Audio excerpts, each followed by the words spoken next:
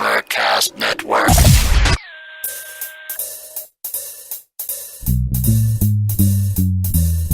Hey. All right. It's a video game show. It's a video game show. It's not a game show about videos. It's a video game show.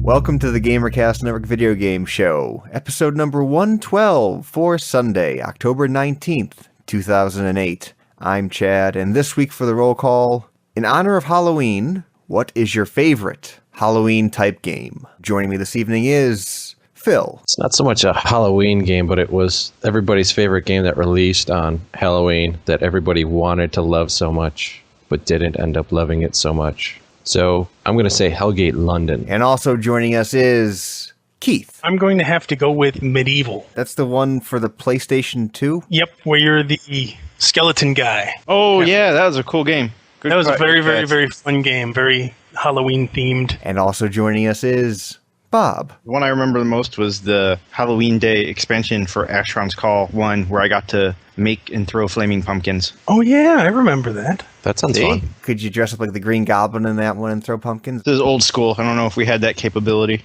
Where if you died, you lost a piece of your equipment where you died.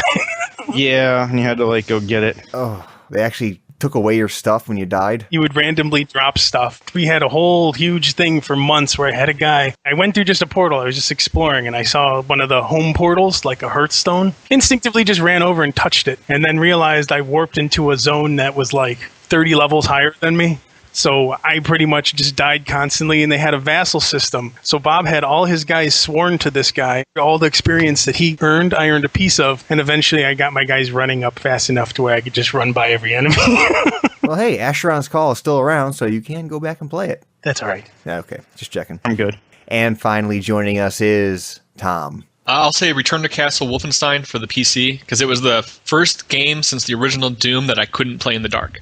Like, I had to turn the lights on, because it was creepy. Return to Castle Wolfenstein. That's the scary game to you. Yes. I couldn't play Fear. Fear was too intense. You're kidding. I couldn't play Fear. I had to stop. I was just like, I can't deal with this. This is too much. Wow. Wow. The one with the little girls and crap. Yep. When I'm down a hallway and I see through the crack in the door that someone walked past it on the other side, I said, this is too much. I just don't want to be scared all the time. All the time. I like how you have all the... Like, playing that game will break you for the rest of your life. Don't you have guns? I mean, even if somebody walks by the little door, can't you just walk in there and, shoot the crap out of it? Yeah, I mean, you're not like you're armed to the teeth or anything. What did you expect was going to happen, Tom? I mean, honestly. My favorite Halloween-type game, I'll have to go with Dead Space. I'll talk about it in a little bit, but it's got the little things jump out at you and that kind of stuff and scare the crap out of you. I'd like to give an honorable mention to Alice as a very spooky game. Well, that's spooky, like weird spooky. No, I know, but it was still a good game. This week on the Gamercast Network. On the Sarcastic Gamer PlayStation podcast, the firmware 2.5 update is out for the PS3. And will we see a PS3 price drop before Christmas? Tune into the Post-Game Report to get all the facts. Post-game, check out Gamertag Radio to find the perfect union between music and video games. On Sarcastic Gamer, the Call of Duty World at War beta is out. And grab your pitchforks because Metal Gear Solid 4 might be coming to the 360. Discover the community that brings you all these great podcasts and more. GamerCastNetwork.com. Next topic. So, Tom, you said you played Fable 2. Let me qualify that. So I played like 10 minutes of Fable 2. My brother played it for like 14 hours, though. Because like around noon yesterday, I threw down the controller and said, this is stupid. And then my brother just picked it up. And then when I came back in like 4 a.m, he was still playing. He hadn't moved and he hadn't changed clothes. So I'm assuming that he was there the entire time. So he apparently liked it. But it was like, I got to the first quest and it was like, go find 5 arrest warrants, 5 pieces of paper and bring them back to me. And I'm like, if I'm going to play a game where I'm grabbing things and bringing them back, I just want a Diablo type game. I want like randomly dropped loot and stuff like that. Yeah, I can agree with that. So from what you saw of the first 10 minutes of the game, Yeah. you didn't like it. Although you probably never played the original Fable. I never played the original, and I'm probably not the best Honestly, I'm at a point right now where I have no patience for story. Give me a gun and put an alien or a German in front of me so I can shoot them, and that's it. Really? That's the depth of gaming I want right now. That is surprising, because you usually like the stories. So welcome to the dark side, my brother. You're going to be here for a while. But like I said, apparently my brother loved it because he played it all day yesterday. But it was really weird. It's like I got home and I'm like, we don't have the internet at my apartment yet. And I'm like, you're not logged in. You're not getting any achievements. And he's like, yeah, so? And I couldn't reconcile that because I'm like, he's right not to care, but then he's also not getting any achievement. What are you, insane? I earned you some achievement points while I was at Chris's house, Tom. Oh, good. So wait a second. Tom is now an achievement whore? Hey, Tom has always been a whore of all kinds. So, Tom, you finally bought a TV? I did. Well, to make this whole story more absurd, so let me just take the absurd story and just throw it over the edge. I also bought an HD DVD player. Oh, you No. retard. Well, I was at Fry's and it was so cheap. Movies were like $6, and I'm like, well, I buy $100 worth of stuff and that'll last me for like a really long time. And so I got it home, and like standard definition content played fine. HD content, the audio and video tracks kept getting out of sync. And so I'm like, well, maybe it was just like one particular disc or something. So I tried a second disc, and again, audio and video tracks are falling out of sync. So I played with resolution settings, and I tried different ports on the back of the TV, and like nothing was working. So yesterday I was like, F this, and I bundled everything back up, and I took it back to Fry's. Now here's the funny thing, a consumer warning for you kids, like right in front of me. Like I told the guy when I was returning it, I'm like, it didn't play HD content back correctly. Like right in front of me, he printed out a new sales sticker, slapped the discounted sales sticker on the box, and put it in a bin to go back on the shelves. That's why I never buy at Fry's anymore. All the crap at Fry's, if you buy anything that isn't brand new, and that's like 3/4 of the merchandise there, yeah, it probably just doesn't work. So that's my consumer advocate warning of the week. Next topic. I played some Dead Space. Dead Space is the new survival horror game set in space for the 360 and PlayStation 3. Wait, zombies in space? That's like Doom 3, right? You're on Mars and there's zombies. And My comparison is basically take the movie Event Horizon, take Doom 3, take BioShock, and take Aliens, throw it in a blender and push blend, and you get Dead Space. Could be good. Yeah, I was going to say, that combination could go either way, you know? It can go either way. So far, I'm only an hour into it. For gameplay, it plays a lot like Resident Evil 4, the over-the-shoulder kind of view. The whole point of the game is they lost contact with a spaceship, a planet cracker, or some kind of mining facility, and you're sent there to figure out what the hell happened. I guess your character, your girlfriend or something, was lost on the ship. So you get out there, your ship tries to dock with this ship, bad things happen.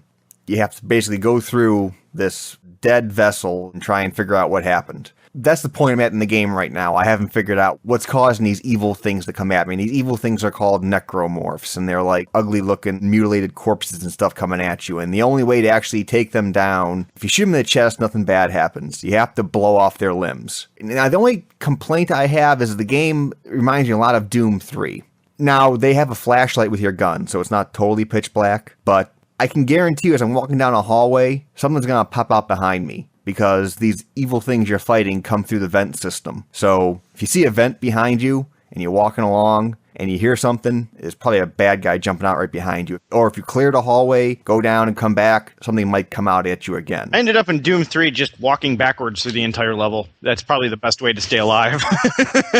So apart from that, it's got some elements like BioShock. Learn the story through audio journals, video things that you pick up, they play, and you can hear bad things happening that people like. They had to start dismembering themselves to stop the evil or crap like that. You know, Doom 3 also had that same mechanic where you picked up little PDAs, and the PDAs had the story. It's kind of getting old. You know, I gotta say, though, that would never cross my mind, as I have to kill myself to make this better. Or if it did cross your mind, you probably wouldn't make a recording of it. No. All right, here I am, sawing off my left femur now. Oh God, it's terrible. Hold on. Did you get that? Oh, it's not recording. Hold on. Oh, it is recording. Okay, never mind. Okay, so I'm sawing off my left femur. Again, I'm only an hour into it. Beyond the basic things, you can upgrade yourself. This is a game where you find money along the way, and you find these vending machines that you can buy stuff from. New weapons, new guns. You also can get power nodes to upgrade your own guns, upgrade your suit. No, I like this. I like they threw all these aspects of other games up on a board, and it sounds like they threw darts. And it's like, okay, we're going to have in space with zombies and vending machines. And then that's your game. So far, it's a really good game. The atmosphere is kind of there. It's not totally pitch black. They did a good job in trying to create the atmosphere that Doom 3 was shooting for, but kind of missed out on with having the flashlight thing. So no complaints so far. I'll probably finish it up next week, and if something majorly bad happens, I'll let you know that the game totally turned to crap, but I don't see that happening. Right on. Next topic. This was sent to us by someone. A Dark Knight 2 sent this story in and notified us of this. I guess there's a World of Warcraft player out there who didn't like relying on others to do the raids. So he decided to create 36 World of Warcraft accounts and do the raids all by himself. So he plays the game on 11 PCs simultaneously. I guess he has virtual machines set up. There's a picture of this guy's setup. I'll put a link in the show notes. You know, I think that may be kind of common because there's this dude at work, hardcore EverQuest guy, and he described to me his setup at home where he has 3 PCs and he plays 3 EverQuest characters at the same time. Just take a look at that picture right there. Holy God. Jesus. He's paying about $5,700 per year for all his accounts, and he's going to spend like $1,500 when Wrath comes out. Good for him. This isn't the first time I've seen something like this. I've seen plenty of battleground battles where one person controlling 5 warlocks. So you'll see one guy running out in front, and then you'll see 4 guys tailing right behind him, and they're casting all the same damage over time spells. Yeah, I could understand 5, but 36? How the hell would one person keep track of all this crap going on at once? So, does anyone here ever do, well, not that, obviously, but... Tom, didn't your brother used to do that for something? I don't know. You know, everyone always has like multiple accounts for like, I had for Diablo 2 when I wanted to drop stuff from one character to another character. Those are free accounts. Yeah, we had a big text file listing somewhere with everybody's keys. And if nobody else was playing, like when I was playing during the day at school, I would just use everybody's account keys, log in with, 6 different characters, and then just, go get drops by myself. Yeah, but even then, you weren't playing 6 different characters. Yeah, if you had more characters in Diablo in your own party, the drops became better. The difficulty ramped up. I wonder when he's sitting in that chair in the middle of all that, what the ambient radiation is. I wonder if this guy is just like giving himself cancer. He's some kind of MCSE, though. He's got some books there. Really? He has a TCP/IP book. Go figure. He does have a copy of EverQuest on the lower left. Oh, yeah, there it is under that one laptop, holding up the laptop. Yeah. Those are like new laptops, though. He hasn't even taken the stickers off of them. 2, 3, 4, 5, 6 laptops, 4 workstations he's got going there. It increases my chance. I figure it's one less guy competing for women, so. Or competing for guys. Next topic. As a quick aside, I don't know if you guys have noticed this, but on the shelves at like Best Buy and GameStop, it used to be PC gaming boxes were all different crazy kinds of sizes, and that was awesome. And then they were like, all right, let's make them all of these same sized cardboard boxes. And then they're like, okay, let's make them all of these same sized plastic boxes. And now they're trying to get them down to the DVD size. So I've noticed like new games are coming out in the slim DVD cases. I like that better, though, than honestly the thicker plastic cases. I don't see the advantage of PC games being on store shelves. At this point, it's like, I think I've made this rant before. Dude, just go all in on digital distribution on the PC side of things. Everyone's complaining about DRM, and the new Crysis or Far Cry 2 is going to have crazy DRM. And it's like, yeah, as long as you're selling a disc in the store, it's going to have DRM on the disc. Yeah. Just do the online model, and that way at least I could download my game no matter what PC I go on. Yeah. Ivan's here, by the way. Yeah. Ivan, real quick, what is your favorite Halloween game? Blood was always good for that. The first-person shooter Blood. It had lots of scary parts, but it also kind of had that Halloween kind of feel to it with severed heads and, the good stuff that makes up Halloween. Ivan, you have voicemail. Yeah, sorry. Yeah, I heard your mail sound. Mail, mother. Next topic. Tom here. Tom, you're the whole little PC gaming guy. You with your little PC. You're adorable. You with your little PC. Look at you there. I've been told it was perfectly adequate. Thank you. So, Tom, have you ever heard of the PC Gaming Alliance? Does this have AMD in it and whole standardizing pieces and parts? Yeah, I have heard of it. They are basically a group that is out there to promote and advance PC as a gaming platform. And it has on it Activision, Epic, Microsoft, AMD, NVIDIA, Intel, blah, blah, blah, blah, blah. And the head of the group is Randy Stood from Intel. Okay, PC Gaming Alliance. Yes, they're doing a bang-up job, by the way. Great going, guys. So, that was a couple months ago they started. Now, what's the big story here? Have we heard of the game? Of course we've heard of the game. Star Wars The Force Unleashed, which just came out recently. Yes, I've seen it on the store shelves. Yes. Well, you haven't seen it on the store shelves for the PC. It only came out for the consoles. And the producers from LucasArts basically said, because of the variety of low-end PC systems out there, it would be difficult for them to create a version of the Force Unleashed everyone would enjoy. See, so again, we go back to the point of, well, instead of just making a good game with what you have, we're just not going to do anything. That's ridiculous. Just make the game. If your system doesn't meet the requirements, I'm sorry, that's life. Either upgrade or go play it on the console. Yeah, I mean, what's the damage of making a game that only medium to higher end games can play? Yeah, not everyone can play it, but Probably doesn't have enough return for all the work it would take to port it. So just say that. Just be like, there's not enough gaming demand to warrant the investment in this game. No, they came up with a bullshit line that, well, we can't do it because of all the varying different requirements and system specs. I thought that the Xbox 360 was close enough to a PC that developing was pretty easy. Yeah, I was going to say, I know with the Xbox 360, you do develop on the PC, you do have like DirectX libraries, although they're a little bit different, not the same. I mean, there is still some porting issues out there, but I can't see it being that much of a challenge for a game that's already multi-platform. I remember when I was on Shadowrun, one of the developers commenting offhand is that we were really building Shadowrun for 3 platforms, the 360, high-end PC, and low-end PC. So it's like when you're planning, they definitely had 2 models of PC in mind. So how does this all tie together with the PC Gaming Alliance? Well, Stude from the Alliance had some rather harsh words about LucasArts ignoring the PC platform for The Force Unleashed. He made a lot of statements, but this was probably the best. LucasArts hasn't made a good PC game in a long time. Ooh, burn. That's my opinion. They make some pretty good games for the Wii. Those little sticks you wave in the air that seems like a natural fit. Double burn. That seems like a natural fit for a lightsaber game, sure. But I think the last good PC game they made was probably Jedi Knight 2. Ooh, triple burn, because that's like 15 years ago. Yeah, and even their strategy games weren't that great, so I can understand why they would make that call. I take that back, by the way. It's only 6 years old. Did anybody here ever play the Star Wars strategy games? I know this guy doesn't think too highly of the strategy games, obviously. Like Battlefront or... No, not Battlefront. The RTSs. Oh, yeah. No, that one stunk. I remember it reviewed poorly and I never even bothered playing it. Okay, what was the last good Star Wars LucasArts game you played there, Tom? Oh, boy. God, X-Wing versus TIE Fighter. I'm looking and it doesn't even look like they made a whole lot of Star Wars games since Jedi Knight 2. Best Star Wars game was the old arcade game that had the wireframe. Yeah. The vector graphics looking. It was just called Star Wars, I think. You shot the triangles. Yeah. Mm-hmm. Yep. Best ammunition ever. Triangles. That was a good arcade game. Memories in the corner of my mind. Oh, sweet baby Jesus. They had a game called Rage of the Wookiees. That was the expansion for the MMO? Yeah. This wins the most number of colons in a video game ever. Star Wars : Galaxies : Episode 3 : Rage of the Wookiees. Rage of the Wookiees : Yeah. Rage of the Wookiees : Next topic. Another story alerted to us by a listener. This is from DJ. There's a Sims movie coming out. Ooh. Bunch of people with little green gems above their head does not sound like a good movie. And since they're not going to be speaking English, they're going to be going...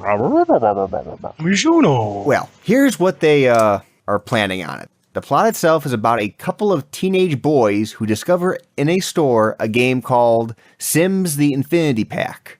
So they start playing this game. Oh, God, and they're sucked into the game? No. They realize as they're playing the game, the things they do with that are affecting the real world. Well, playing games affects the real world now. I remember playing tons of StarCraft, and that turned my GPA down a whole point. Yeah, and I played Grand Theft Auto and killed those 20 children. And I played this game that they're talking about, and I removed the ladder from my neighbor's swimming pool, and they all drowned. Did anyone see Max Payne this weekend? No. I heard it sucked. Oh. Does it surprise any of you? Does it surprise a little? any? I thought the previews looked good. It's a movie about a video game. It has to suck.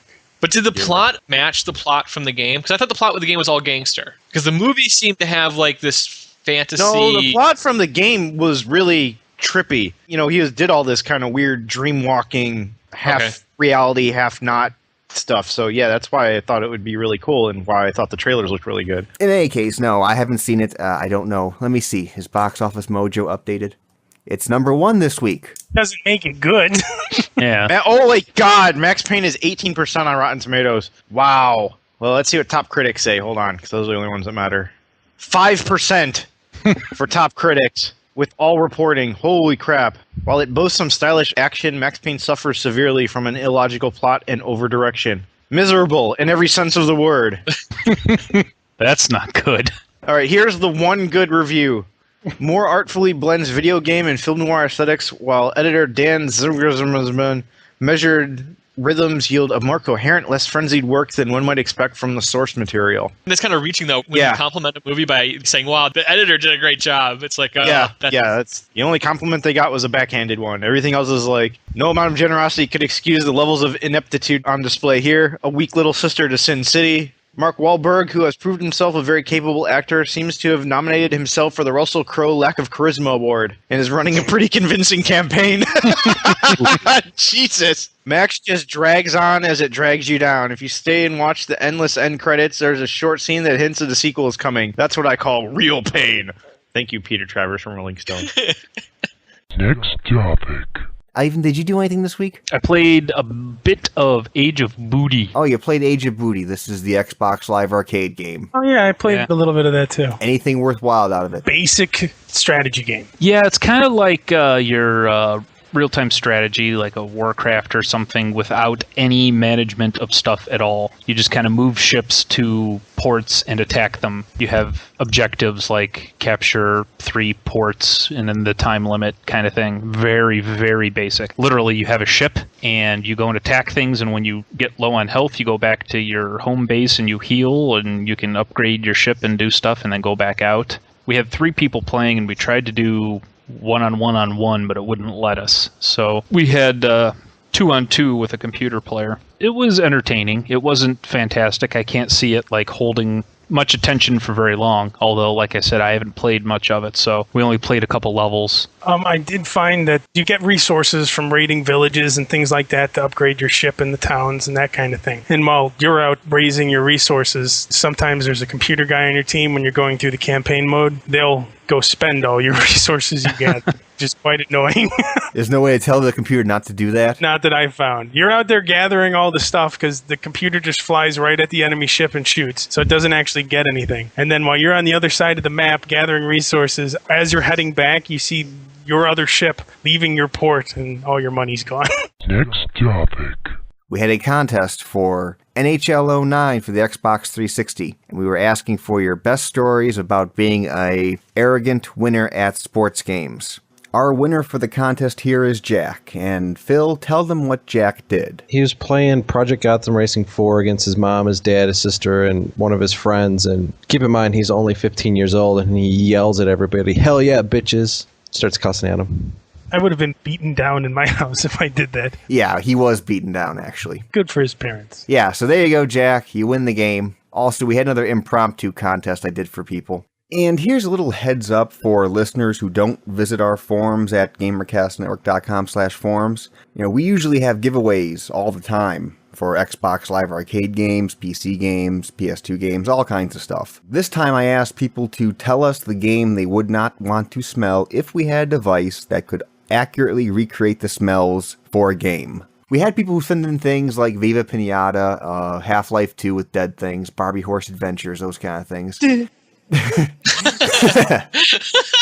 That's the winner. And I was right there with you, calling him the winner. And until we got a last-minute entry here from Leon. This is a Japanese game called Bonga Bonga.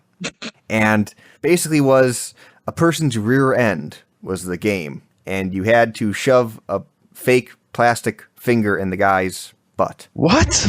I got a link for it. I'll put it in the show notes. The Barbie Horse Adventure, good call, but go to that link and look at the game.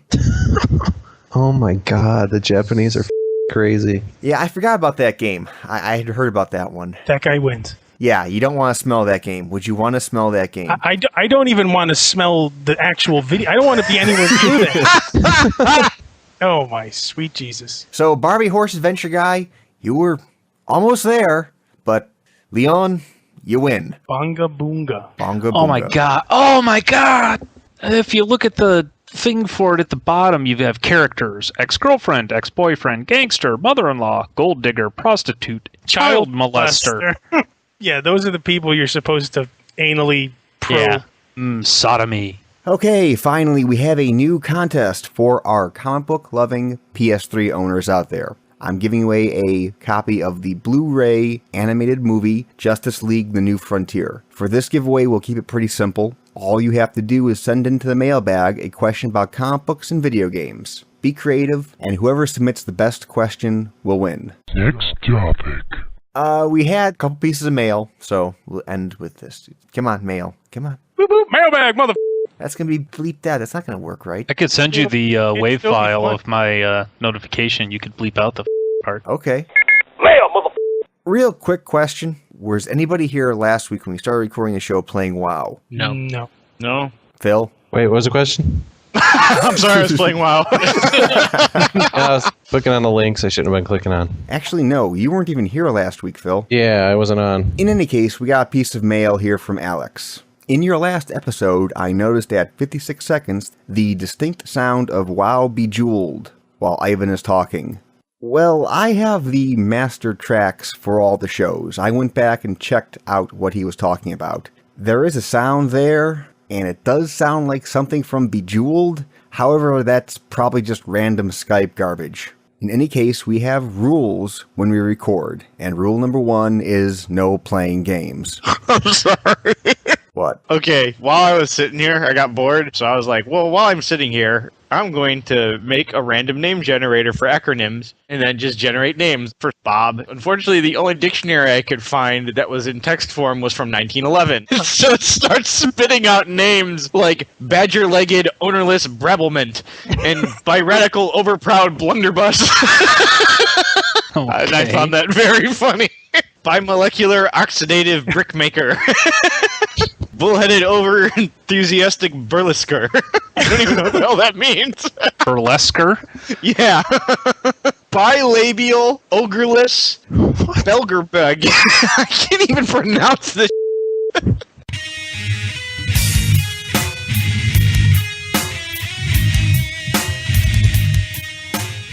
And that was Video Game Show episode number 112 for Sunday, October 19th, 2008. Any ham sandwiches or share dream pies to give to the world's gentlemen? Brown's lost. They're turning into weekly Center Dream Pie. They had a ham sandwich for last Monday. Yes. Now it's all downhill. I'm starting Yes. a Twitter page this week, in case anyone cares. You're starting a Twitter page there, Tom? I'm still thinking of a good Twitter name. All the good Twitter names are taken. What about Brawless Obradius Bullock's Eye? Oh, we have a solution for this now.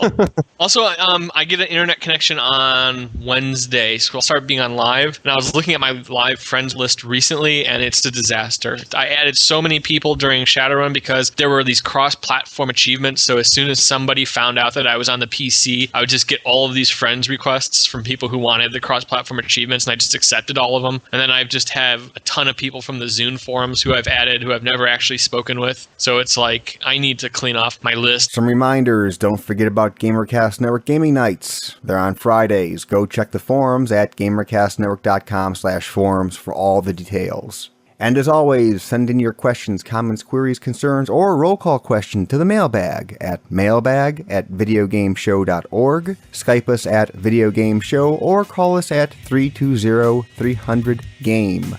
That is a stand long distance call and all normal fees apply. And that's a wrap. Good night.